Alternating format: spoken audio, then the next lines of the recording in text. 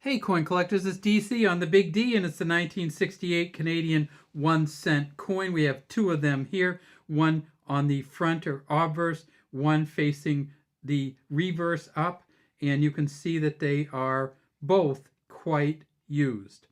These coins aren't really hugely expensive coins. They made 329.7 million of these, so they're out there. They're a little harder to get because you don't get them in your change anymore like we used to. Sometimes in the United States change, we'd get some Canadian pennies, hardly ever anymore. And that's because Canada stopped making the 1 cent coins. So if you're looking for these now, usually you're going to find them in collections or in your aunt's old penny jar or someplace else. But if you do find one, take a look at them because they're kind of fun coins. So this coin here, it says Elizabeth II on it. It's got incredible coloring on it, doesn't it? If this only wasn't so pockmarked, these pinks and blues and greens would really be worth something, but they're not. Elizabeth II, and of course that's Queen Elizabeth. This is her second portrait, the Arnold Machin portrait. In front of her it says D.G. Regina, by the grace of God, Queen. No initials on the Arnold Machin portrait, so I won't show you those. But I will show you the Girls of Great Britain and Ireland tiara that she's wearing on her head. And one of the ways you can always identify that is the 2 points in the front. You also see that it has a beaded inner rim. And so these are beads that go all the way around the outside of the coin. And in some Canadian coins, that's one of the things that you're going to use to find out if it's an error coin or not. It may be how many beads it is, or a variety, or maybe that something points to or between the beads. This coin is a 98% copper, 0.5% tin, and 1.5% zinc. It weighs 3.24 grams, so it's a really pretty close in weight to the United States 1 cent coin of the era, which weighed 3.11. This weighs 3.24. We get it on the back, and there is some just sparkling colors here. Look at that. That is as nice a patina maybe as you're ever going to see, but unfortunately the front is all chapped up. On the back we don't have beads going around the outside. It's more of a geared back. See how these actually touch all the way around. If we look up here, it says 1 cent, the number 1 in cent, not the O&E like it does on the American 1 penny coins. This is, sometimes we call it a maple leaf or maple branch, and sometimes in Canada they call it a maple sprig or a maple twig. So this is the maple twig or maple sprig reverse.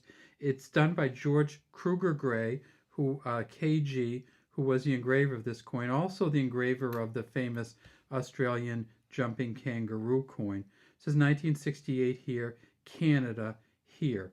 Oh, I wanted to talk a little bit about this coin in terms of where it came from. This is the Arnold Machin second portrait, as I said. The first portrait was this portrait here. And you can see this one right here. Just a beautiful portrait.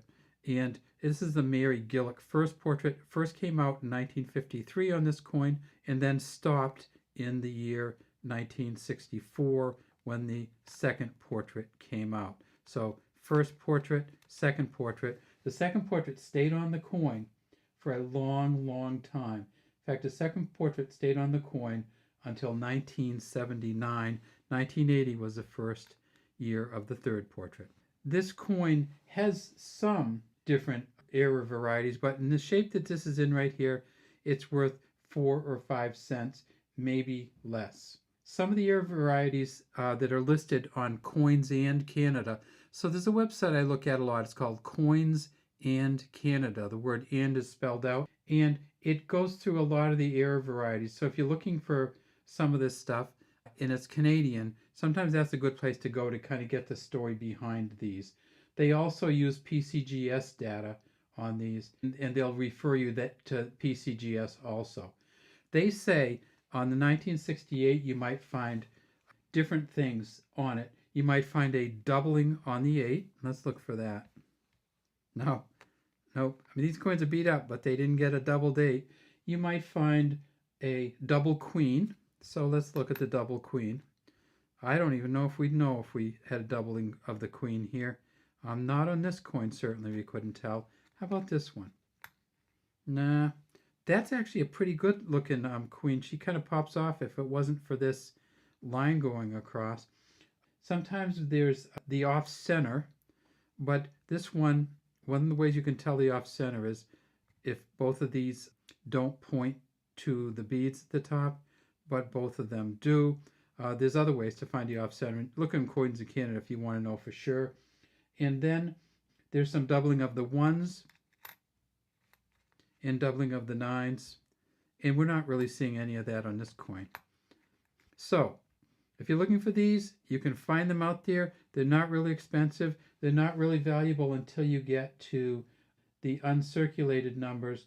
And if you find one that's in really, really good shape, really, really good shape, the highest they've graded right now is an MS67. You're talking hundreds of dollars. If you get down to anything that's almost uncirculated, you're talking really in the $1 to $2 amount. It really has to be graded high for it to be of any great value for these Canadian coins. All right, that's all we have today from Big D Coins. This is DC Sand. I'd love to have you subscribe to the Big D Coin channel and leave any comments you have in the comments section.